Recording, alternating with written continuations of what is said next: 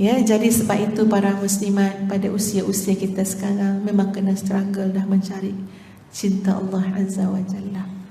Ya, kena dah belajar selalu untuk kenal dengan Allah Azza wa Jalla. Hati kita akan jadi lebih lembut.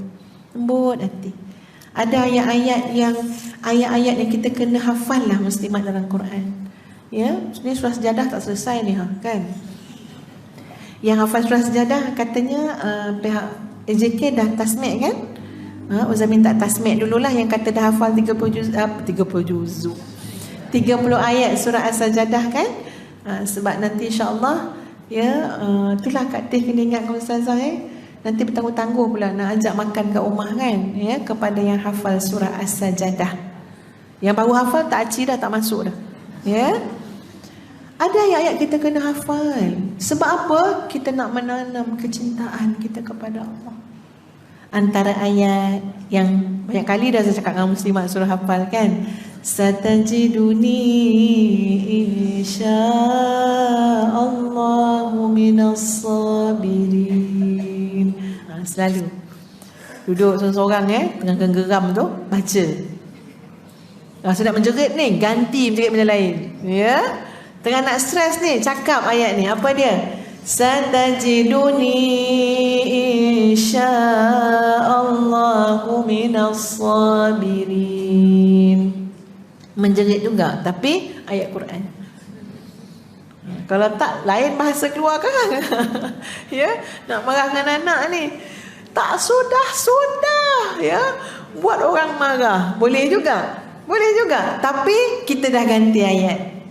Kita pun melaung ke anak kita tu, satajiduni, kamu akan dapati mak, insyaallah, jika diizinkan Allah, minas sabirin, daripada orang-orang yang sabar. InsyaAllah. Masya Allah. Ya, Masya Allah. Ada ayat kita kena hafal. Lagi satu ayat kita kena hafal. Ketika mana kita merasai kepedihan takdir. Takdir tak pedih. Pedih sebab hati kita kotor. Ingat walaupun Ustaz menggunakan perkataan kepedihan takdir. Allah, pedih takdir ni Allah. Pedih tu sebab hati kita kotor.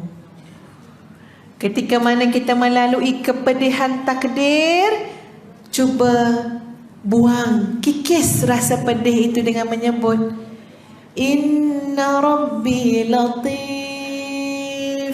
Sebut ke hati, Inna Rabbi Latifun lima yasha.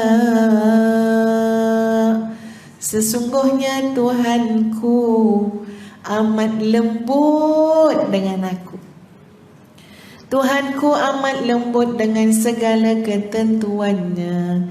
Innahu huwal alimul hakim.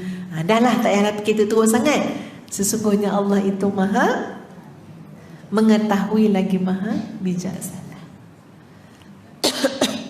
Betul kan muslimat? Kalau kita sebut tu, kita tak payah fikir banyak lah. Pening fikir kadang-kadang. Ada benda tak payah fikir banyak sangat lah. Zikir je banyak. Kalau saya fikir perasaan ni pening. Ya. Jadi tak pernah selesai. Lama-lama perasaan ni dipandu nafsu. Fikir emosi tak selesai.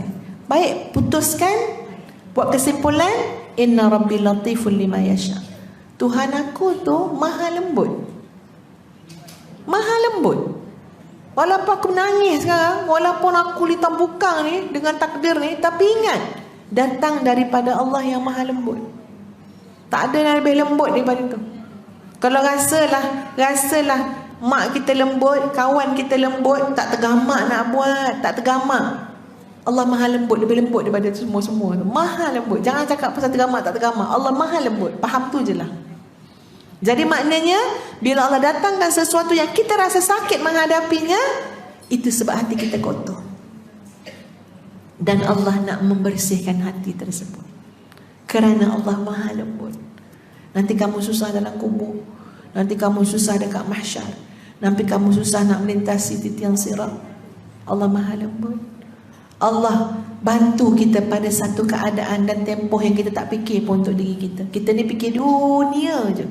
Fikir nak tidur mana malam ni, nak makan apa tengah hari ni, semua dalam masa yang singkat. Tapi Allah maha lembut dengan kita, siapkan kita untuk bekal yang panjang dan jauh. Maha suci Allah, maha baik Allah.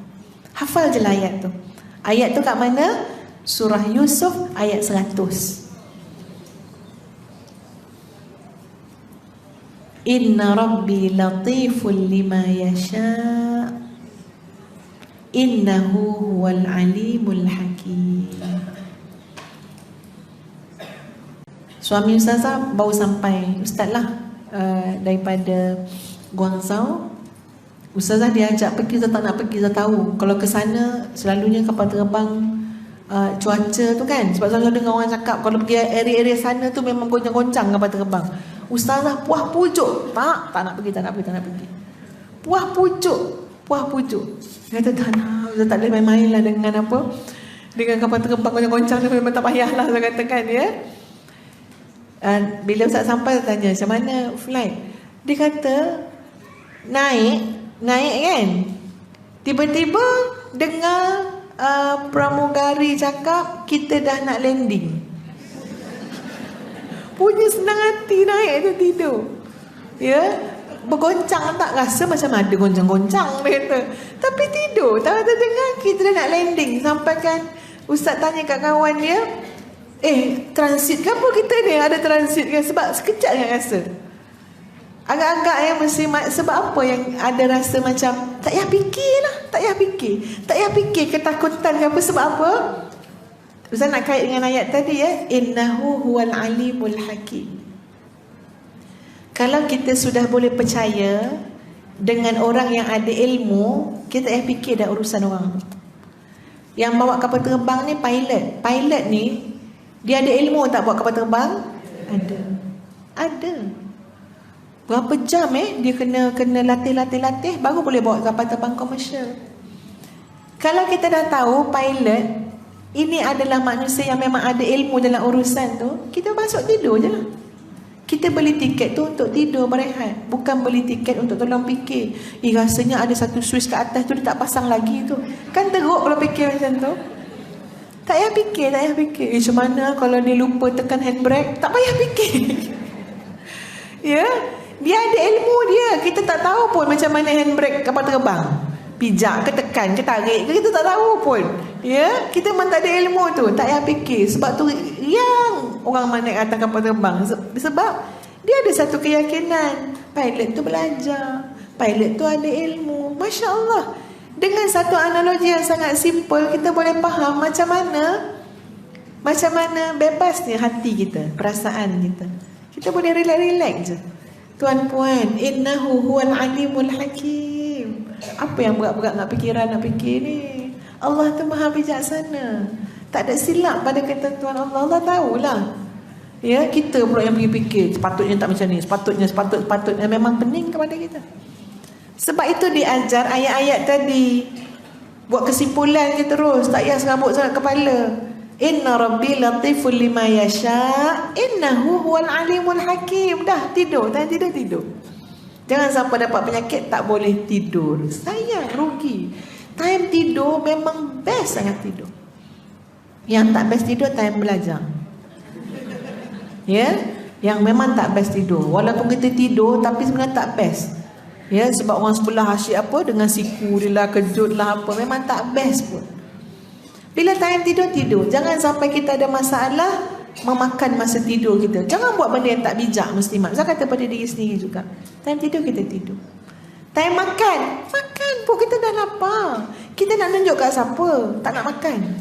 Pergilah makan mak. Tak nak makan. Nak tunjuk kat siapa muslimat tak nak makan? Perut siapa yang lapar? Perut kita. Siapa yang dapat penyakit? Kita. Jadilah orang yang bijak. Time makan sungguh-sungguh. Makan. Mak ni ada masalah makan. Tak apa, time makan mak kan ya. Pas makan kan mak ada tenaga, mak fikir balik masalah mak. Sungguh. Saya pernah cerita dengan muslimat yang kita orang confuse jumpa satu muslimat ya. Dia baru lepas kena ceraikan. Datang jumpa ustazah dengan ustaz. Bukan, kami datang jumpa dia kat rumah dia. Dia baru lepas kena ceraikan. Dia keluarkan kopok lekor dengan colek tu. Dia mau nangis-nangis cerita. Tergamak dia ustaz dia cerai. Tapi sambil-sambil tu dia ambil kopok lekor, colek makan. Ustaz kata apa? Payah nak kata yang dia tengah stres. Sebab kopok lekor tu habis kat dia. Bukan kita orang yang tetamu ni. Ustaz tengok je dia makan dia. Menangis ni. Geram dengan dia ustaz. Geram. Tak boleh makan. Elok macam tu muslimat. Elok. Ustazah nak beri contoh tu contoh bagus. Biarlah dia dah cerai dengan kita. Takkan kita tak makan. Ya, yang tu kita akan uruskan bab-bab tu. Tapi time makan dah kopok lekor kat depan tu. Kesenang dapat. Makan je. Kita orang pun dah dia kata sini. Maaf lah ustaz. Saya pun dah makan. Saya kata makan lah. Elok macam tu. Ya, dan saya rasa sekarang pun hidup dia dah bahagia dah dengan cara dia. Ya, tak payah fikir-fikir teruk sangat. Sebab innahu huwal alimul hakim. Allah tu maha mengetahui lagi maha bijaksana. Manalah otak kita sampai nak mikir segala-gala yang di sebalik-sebalik tu. Hafalkan ayat tu. Nanti Ustaz tolong bantu muslimat mana-mana ayat yang Ustazah nak hafalkan tu. Ya, senang jadi muslimat Ustazah yang susah sikit lah ya. Nanti saya akan bagi tahu je hafalkan ayat ni. Jadi senang nak tadabbur ya, dan tak ada masalah apa. Memang itu kerja ustazah lah ya. Menolong pada benda yang ustazah boleh tolong, nak bawa kita semua ke jalan Allah. InsyaAllah kita akan sambung pada bahtera-bahtera yang lain ya, pada bulan hadapan, sebelum nanti kita akan pilih surah untuk kita tadabbur. Jadi itu saja muslimah yang dikasihi sekalian. Mari kita sama-sama beristighfar kepada Allah Azza wa Jalla. Astaghfirullahalazim, astaghfirullahalazim, astaghfirullahalazim, astaghfirullahalazim li wa lakum. Assalamualaikum warahmatullahi wabarakatuh. Kita tutup dengan suratul As dan tasbih kafarah.